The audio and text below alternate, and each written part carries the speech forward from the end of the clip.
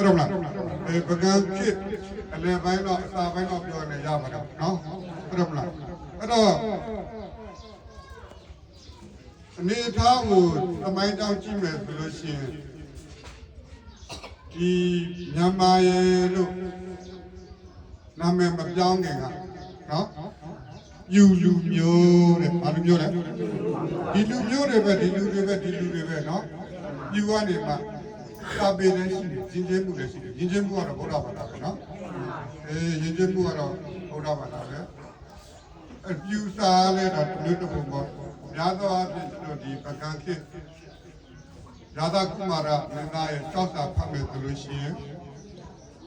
ဒီမျိုးနဲ့မှတ်တမ်းတင်ထားတယ်ပေါ့နော်။ဘာလို့မှတ်တမ်းတယ်လဲ။မတ်စစ်တစ်ပါဠိဘာသာနဲ့မှတ်တမ်းတင်တယ်။မတ်စစ်တစ်မွန်ဘာသာနဲ့မှတ်တမ်းတင်တယ်။ဟုတ်တယ်မလား